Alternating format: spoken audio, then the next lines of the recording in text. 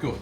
Alright guys, so today we're going to talk about a problem that happens with knees in Brazilian Jiu Jitsu when you're putting on the triangle. So in this position, if I haven't got my hamstring tightened up, as Alex goes to defend and he pushes away, there's a lot of pressure going through my knee at that stage. So if your knee's starting to get sore and you're doing triangles regularly, the reason is your hammy's a little bit weak.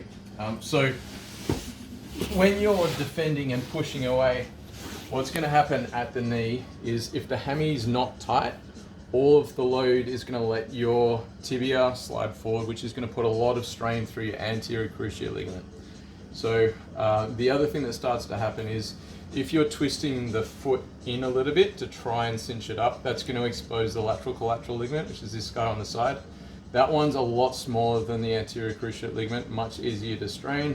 Alex did it on the weekend, good on him, good example. But if you are getting regular knee pain doing triangles, then the reason is that you're not using your hammy enough, or your hammy's not strong enough to protect your knee while people are defending in that position. So really good exercise that you can do to help strengthen your hammy so that this doesn't happen again is a Nordic curl. So what that looks like, you're going to get your training mate to hold your knees down, and you're keeping a straight line from your shoulders down to your knees and falling down to the ground. So you're letting your hamstrings stop you from falling over.